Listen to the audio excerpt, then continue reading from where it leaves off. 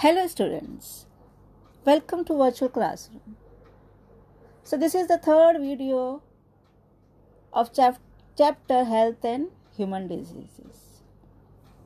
So in the last video we have seen few diseases like malaria, then ascariasis, filariasis. Now we'll continue with few more diseases. So today in this video we'll study first disease, that is typhoid. Typhoid is caused by Salmonella typhi, and there are two types of bacteria, gram positive and gram negative. So this is one of the gram negative bacteria and it is found in the intestinal lumen of infected person. This disease is transmitted through food, water. So this is food and water borne disease. Even insects like cockroaches feeding on the fecal matter can spread the disease, and poor hygienic habits or poor sanitation condition can again may be the cause of typhoid. And this disease can be diagnosed with the help of Vidal test. Antibiotic like chloromycetin can be used against typhoid. Even surgical removal of gallbladder is possible in severe cases.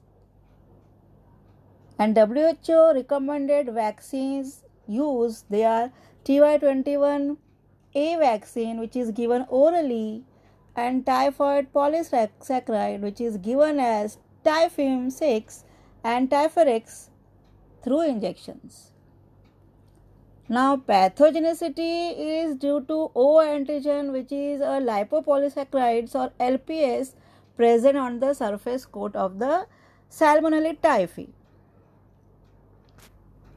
So the O antigen being on the outermost part of the LPS complex, it is responsible for the host immune response and makes it difficult for antibodies to recognize. And the flagella of Salmonella typhi, it is with H antigen. Next is symptoms. Symptoms can be seen as vomiting, then chills, rose spots on the body,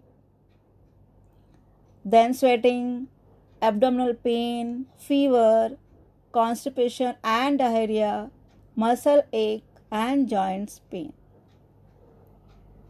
A bleeding nose is also seen in some cases,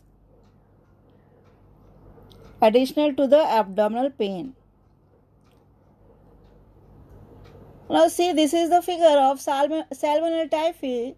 It is a capsule-like pathogen and consists of capsule, somatic and flagellar parts.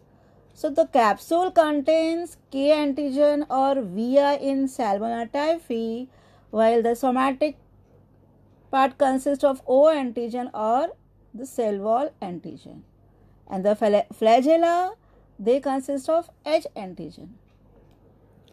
Next disease is pneumonia. Pneumonia is caused by virus influenza, that is the influenza virus and adenovirus, parainfluenza and respiratory syncytial virus, that is RSV, or bacteria like Streptococcus pneumoniae. Even fungus also causes pneumonia like Pneumocystis jirovecii or Pneumocystis carinii. Pneumonia can be caused because of chemical burns or physical injuries to lungs. Then symptoms of pneumonia can be headache, then loss of appetite, mood swings, high fever with chills, then blueness of the skin, low blood pressure, high heart rate, nausea, vomiting, joint pains, then cough with sputum, or shortness of breath. Then there is muscular fatigue or aches.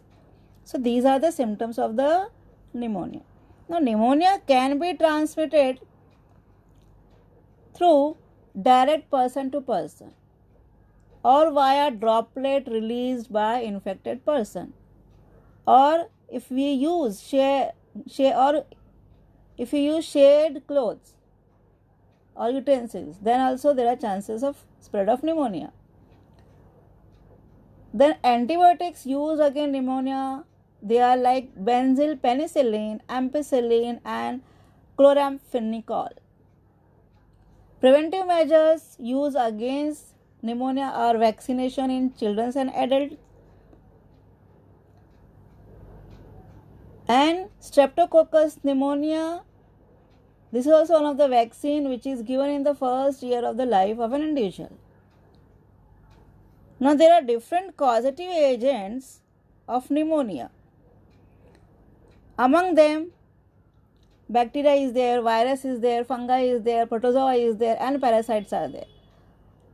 So if you see bacteria, then tuberculosis, pneumonia, streptococcal infections, then tetanus, diphtheria, all these conditions can lead to pneumonia. And in case of virus, AIDS, HIV, then influenza, herpes virus, or poliomyelitis, hepatitis, all types of hepatitis, even common cold can lead to pneumonia. And if you see fungus, candidas, or you can see jock itch and ringworm, they may lead to pneumonia. If you see protozoa, amoebiasis, malaria, then pneumocytosis, they can cause pneumonia. And in case of parasites like hookworm, then filariasis, then ascariasis, they may lead to pneumonia. Now next is common cold. Common cold is a viral infectious disease of upper respiratory tract, and it is caused by a group of viruses like rhinoviruses and coronaviruses. And symptoms of common cold, or you can say nasopharyngitis, is cough, sore throat, running nose, fever, etc. Even nasal congestion is observed with sneezing and conjunctivitis, that is the redness of eye. Muscles rashes are seen, fatigue, headache, shivering and loss of appetite. So these are the symptoms. Now if you see, prevention of the common cold can be done by staying away from infected person and washing hands with soap and water. Even use of mask and handkerchief is recommended, and use of alcohol based hand sanitizer. Now next is ringworm. It is also called as dermatophytosis.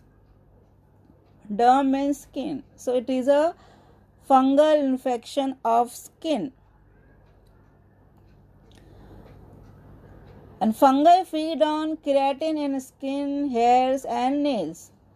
Fungal species which are causing ringworm, they are Trichophyton and Microsporum. Symptoms like infected skin shows enlarged and red ring, and there is appearance of dry and scaly lesions on the various part of the body, which causes itching. Even nails become thick and discolored and disfigured too. And ringworm is transmitted by sharing of clothes and comb.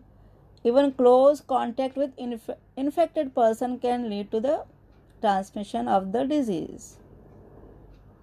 Drugs used against ringworm are nystatin, fluconazole and itraconazole. And how will control this disease? If we avoid close contact and sharing of clothes of the infected person, and even avoiding the use of sports equipments of the infected person, and washing clothes with fungicidal soap. Now next is dengue. So dengue is a type of fever which is painful and it leads to weakening of the body, that is debilitating, and it is a vector borne disease, means it is transmitted through bite of female Aedes mosquito which sucks blood from infected person and then transmit to healthy person. So this is all about today's topic. In the next video we will discuss about cancer and types of tumor. Till then, take care. Goodbye.